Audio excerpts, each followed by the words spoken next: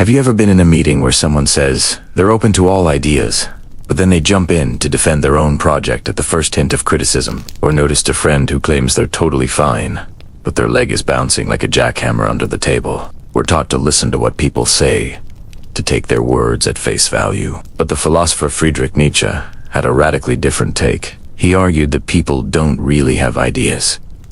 Instead, they are possessed by drives, primal, powerful urges that dictate their every move. Forget their carefully crafted sentences and polite smiles for a moment. The real truth, the raw will, isn't spoken. It's performed. It's in the way they move, the things they rush towards, the topics they interrupt to talk about, and the subjects they desperately avoid. These physical tells are like a silent X-ray, revealing the hidden architecture of their desires long before their mouth ever forms a word. If you can learn to read this unspoken language, the language of hunger, fear, and status-seeking, written in the body, you gain a massive advantage. You stop arguing with their words and start anticipating their actions. Let's start with a simple exercise. The next time you're in a group, a coffee shop, or even watching a movie with the sound off, close your lips and just study their pace. Who is moving the fastest? The person who walks into a room and immediately scans it, not to greet people, but to find the most influential person. The one who speaks over others, not because they're rude, but because their need to be heard is so urgent, it physically cannot be contained. The fastest body in the room often exposes the deepest, most immediate need. It's a dead giveaway. Think about a negotiation. Someone might say, "We have plenty of time to decide." But look at their hands. Are they constantly checking their phone? Tapping their fingers on the table? Glancing at the clock? Their body is screaming, "I need to close this deal now." Their words are a smokescreen. Their tempo is the truth. This isn't about some mystical mind-reading trick. It's about observing raw, unfiltered data. When you're hungry, you move toward food. When you're scared, you flinch away from the threat. When you desire status, you gravitate toward power. These are fundamental human mechanics. The same goes for defense. Pay attention to what makes someone instantly defensive. You could be having a calm, rational discussion, and then you touch on a specific topic, maybe their performance on a recent project, or their relationship with a certain colleague, and their posture immediately changes. They lean back, cross their arms. Their tone gets a little sharper. They might say, "I'm just explaining my perspective," but their body is building a fortress. That's not just a point of disagreement. That's a territory they feel compelled to protect. Their drive for self-preservation or maintaining their self-image has been triggered. You've just found a weak spot, a point of deep insecurity or high stakes. And then there's avoidance. Avoidance is one of the most powerful tells of all. What does someone not asterisk, talk about? In a team meeting discussing failures, who steers the conversation back to successes every single time? When you ask a direct question, who gives you a long, rambling answer that never actually addresses the point? This isn't just forgetfulness or poor communication. This is a deliberate, subconscious strategy. They are actively maneuvering around a subject that triggers fear, shame, or a threat to their goals. Their silence on a particular issue can be louder than any confession. The energy they expend avoiding a topic is directly proportional to its importance to them. By tuning into these channel-space defensiveness and avoidance, you start to see the hidden currents that move people. You see the hunger for validation behind the constant interruptions. You see the fear of incompetence behind the aggressive defense of a mediocre idea. You see the desperate need for control behind the person who micromanages every tiny detail. You're no longer playing checkers with their words. You're playing chess with their motivations. You're not reacting to what they say. You're one step ahead, anticipating what their deepest drives will compel them to do next. This is the first step. Learning to see the will behind the words. Now, I want you to think about someone you know. List one physical tell you've consistently noticed. Maybe it's constant fidgeting, their incredible speed when talking about a certain topic, or how their eyes dart around when they feel nervous. What do you think that specific movement reveals about their underlying drive? In part 2, we're going to take this a step further. We'll explore how to use stillness and silence as a weapon, making their own urgency and their own drives work for you. Ever notice how in a tense negotiation, a difficult conversation, or even a simple sales pitch, the air gets thick with silence. What happens next? Almost instinctively, someone rushes to fill it. They stammer. They over-explain. They offer a discount they didn't need to give. That person just lost. The first to break the silence buys the frame. Today, we're going to teach you how to make them spend. Silence isn't empty. It's an interpretive vacuum. It's a space where assumptions, anxieties, and insecurities rush to the surface. When you create that space and hold it, you're not being passive. You're being incredibly active. You're holding up a mirror to the other person. And what do most people do when they see their own uncertainty reflected back at them?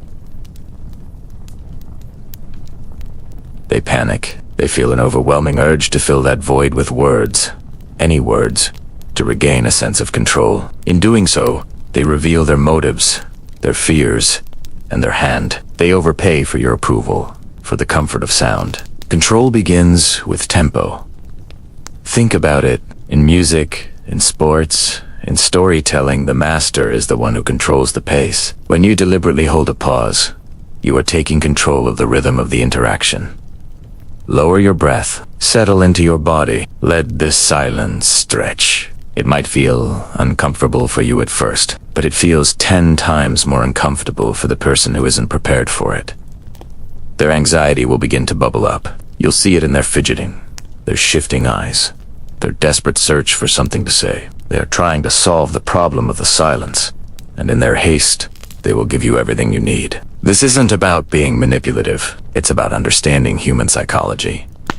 People are conditioned to seek resolution. An unanswered question, an unacknowledged statement hits an open loop in their brain. They crave closure. By strategically deploying silence, you're leveraging this fundamental human need. You're forcing them to close the loop themselves, often on terms that are far more favorable to you. They might reveal their budget, their deadline, or the real reason behind their request. They will essentially negotiate against themselves. The philosopher Nietzsche spoke of the sovereign individual. This is the person who is master of their own will, the one who can make a promise and keep it. What is one of the hardest promises to keep? The promise to oneself not to react impulsively, to not immediately answer, to not instantly gratify the other person's need for a response. The sovereign individual understands that true power doesn't come from the loudest voice in the room, but from the most centered presence. They can withstand the pressure of the pause because their self-worth is untied to instant approval from others. They are comfortable in their own silence because they are in control of their own inner state. Let's apply this. Imagine your boss asks you to take on another project with a tight deadline. The old you might have immediately said yes to seem agreeable, or no, and then felt guilty. The new you hears the request and simply pauses. You make eye contact. You nod slowly as if considering it. Then you say nothing. Let the silence hang there for 5, 6, 7 seconds. What will likely happen? Your boss, feeling the weight of that silence, might start to fill it. They might say, well, we could push the deadline on that other report. Or don't worry, Johnson can help you with the first part. They start solving the problem for you, all because you refuse to fill the void. This works in personnel relationships, too. Inhan, argumen. Instead of firing back a retort, just pause. Let their words hang in the air. This powerful act does 2 things. It stops the escalatory spiral of conflict, and it often makes the other person reflect on what they just said. They might soften their stance or rephrase their point more constructively, all without you saying a word in defense. You are bending the room, bending the interaction, not with force, but with the quiet strength of stillness. Your silence becomes a statement, in itself a statement of confidence, control, and composure.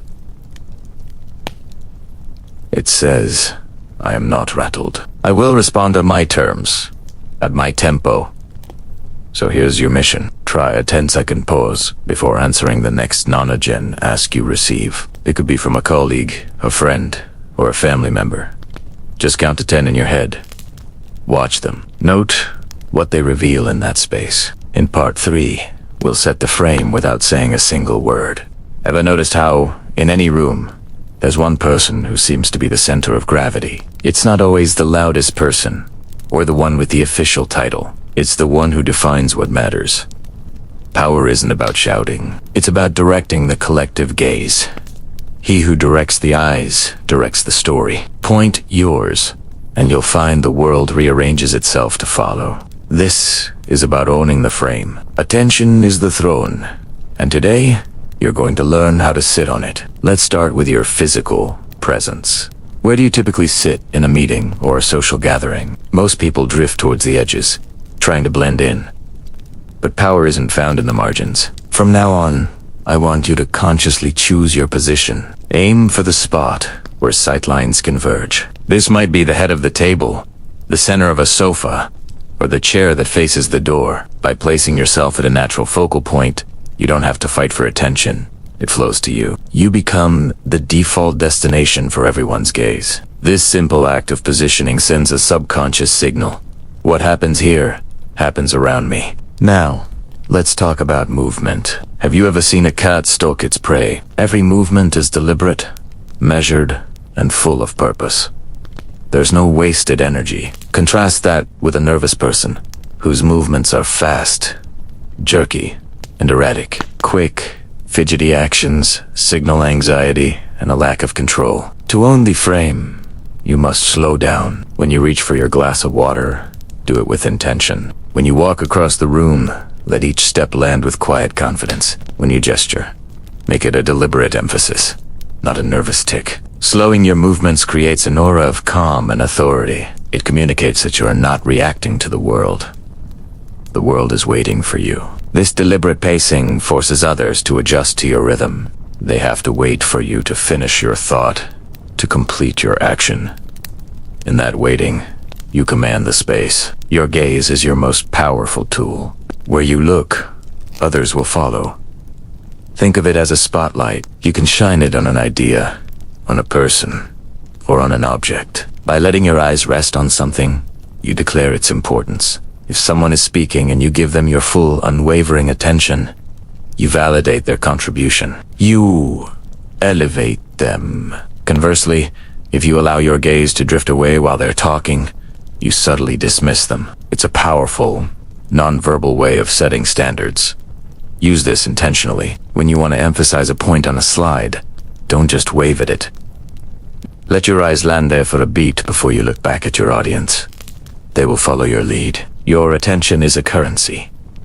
Spend it on what you want to grow in value. Equally important is what you choose asterisk, not asterisk, to give your attention to. People will constantly try to bait you into reacting. They'll throw out provocative statements, try to get a rise out of you, or create drama to pull you off center. The master of the frame doesn't take the bait. Your most powerful response to provocation is often no response at all. A neutral facial expression and a steady, unbothered gaze are your shield. It tells the other person that isn't important enough to warrant my energy. You refuse to let them set the emotional tone. You are not a puppet on their string. By refusing to engage with negativity or chaos, you drain it of its power. You are the gatekeeper of your own attention, and you decide what is worthy of entering your frame. Combine these elements. Imagine you're in a negotiation. You've chosen the seat with the best vantage point. Your movements are slow and deliberate. When the other party makes a clear, valuable point, you reward them. You lean in slightly, give them your undivided attention, and remain perfectly still. This stillness is a form of applause. It says, yes, that matters. I am listening. When they ramble or try to distract you with irrelevant details, your gaze might drift calmly to your notes, or out the window for a moment. You aren't being rude. You are simply directing traffic. You are non-verbally guiding the conversation back to what is productive. Your standards speak for you, without you having to say a word. You are teaching others how to interact with you, defining the terms of engagement simply by managing your own focus. Owning the frame isn't an act of aggression. It's an act of clarity. You decide what the picture is about. Choose one room this week: your office, your living room, a cafe you frequent. Practice these. Consciously adjust your seats, your pace, and your gaze to claim the frame. Observe how the dynamics shift. Notice how people begin to orient themselves around you. In part 4.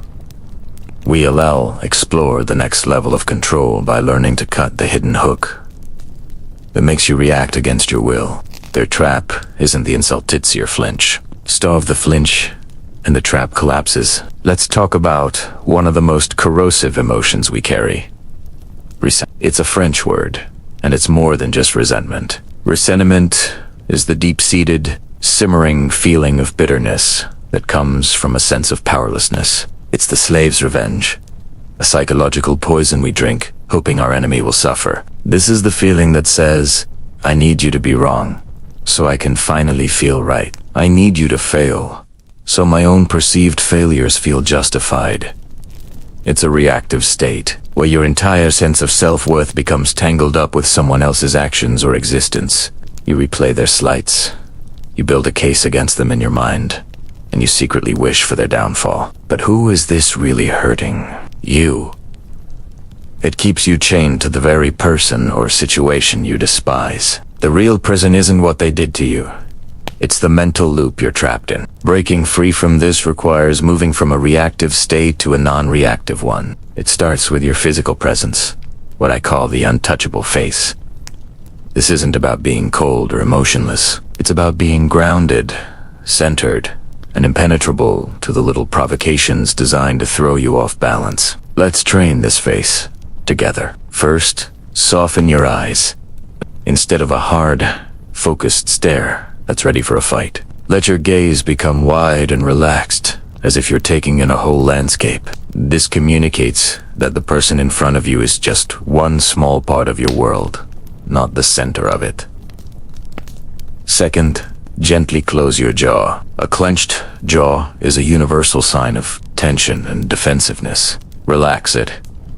Let there be space between your teeth. This signals to your own nervous system that you are safe. And third, practice the long, slow exhale. Inhale normally, but make your exhale last twice as long. This activates your parasympathetic nervous system, the body's natural rest and digest mode. It pulls you out of the fight or flight response that fuels reactive behavior. Soft eyes, relaxed jaw, long exhale. This is your anchor. This is your physical shield. When someone tries to poke you with a passive-aggressive comment, a backhanded compliment, or a direct insult, your first job is not to craft a witty comeback. Your first job is to return to this physical state. Observe the poke. See it for what it is, a little dart of energy they are throwing at you. But you don't have to catch it. You don't have to internalize it. You don't have to become the story they are trying to write for you. Imagine their words are like little pebbles being tossed into a vast, calm ocean. They make a tiny ripple and then sink without a trace. The ocean doesn't get angry at the pebble. It doesn't build a narrative around the pebble. It simply absorbs the impact and remains the ocean. You are the ocean. Their poke is the pebble. Observe it and let it sink. This is the core of non-reactivity. When nothing inside of you needs their defeat, when your self-worth isn't dependent on them being proven wrong, their tactics lose all power. Their barbs are designed to hook into your insecurities, your ego, your need for validation. But if there's no hook, the line just falls limp. They're expecting a flinch, a defensive reaction, an argument. When you give them nothing but calm observation, their strategy dies on contact. It's incredibly disarming. They're playing tennis against a wall that doesn't return the ball. The game stops. This isn't about weakness. It's the highest form of strength. It's the quiet confidence that says, your opinion of me is not my reality. Your drama is not my circus. The story of ressentiment is one of assigning blame. I feel this way because of you.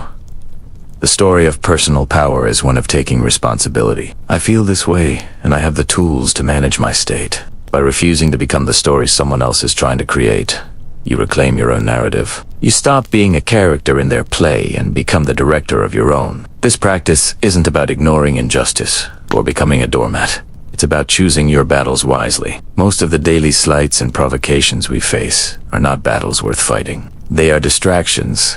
Energy vampires designed to pull you down to a lower level of consciousness. Your energy is your most precious resource. Don't waste it on defending yourself against phantoms or wrestling with people who thrive on negativity. When you master the non-reactive phase, you begin to understand true freedom.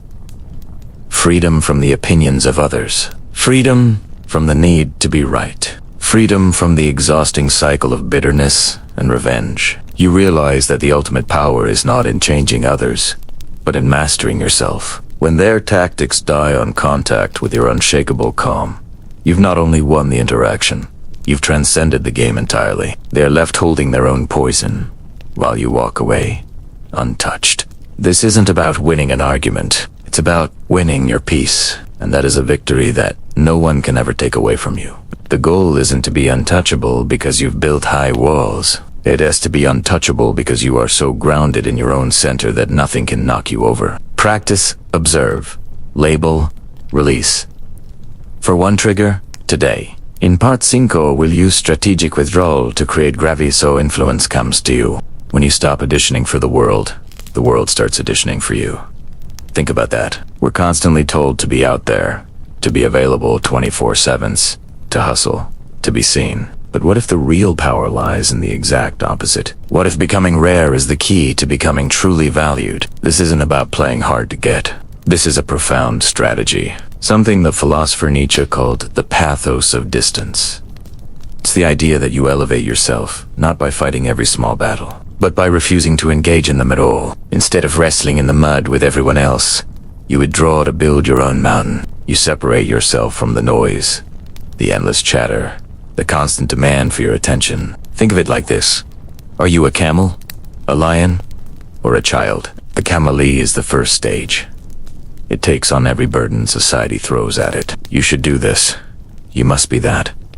It kneels down and says, "Load me up." The camel is dutiful, carrying the weight of expectations, trudging through the desert of conformity. Many of us spend our lives as camels, weighed down, always available, always trying to please.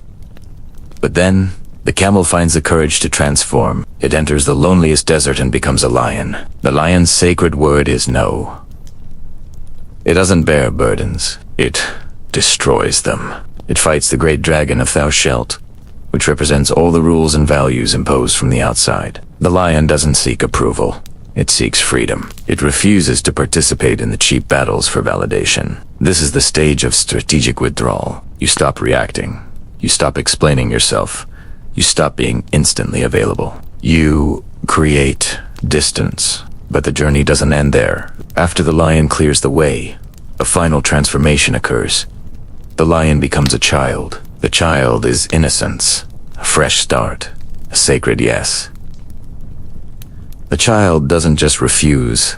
The child creates. It builds its own world, plays its own games, and sets its own rules. When you reach this stage, you stop competing because you're operating in a universe of your own making. You're not trying to be better than someone else. You're simply being you, and that is a category of one. This is the essence of becoming rare. You withdraw from the noise not to hide, but to produce something meaningful in solitude. When you're constantly available, you're a commodity. Your time, your energy, your ideas, they become cheap because they are always on sale. But when you retreat, focus, and create something of value, a skill, a piece of art, a business, a new version of yourself, you return to the world on your own terms. Your absence creates a vacuum, and your return creates an event. You become less available, but more inevitable.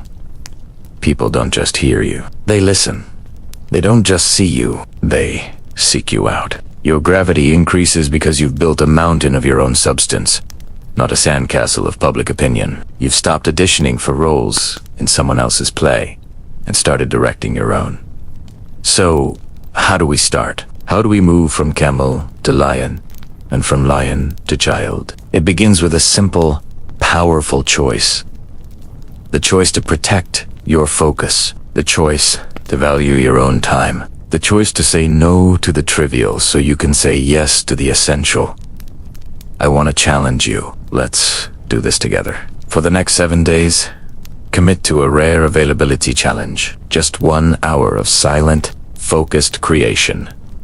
Every single day. No phone, no emails, no distractions. And for that same week, no instant replies. Let messages sit. Reclaim your time. Let the world wait for a moment. You are not an emergency response service. You are an architect building your mountain. If you're ready to stop being a commodity and start becoming a force of nature, come and I choose my pace down below. Let's see how many of us are ready to build. And if this idea resonates with you, make sure to subscribe for the full series on what I call wordless dominance. Thanks for watching.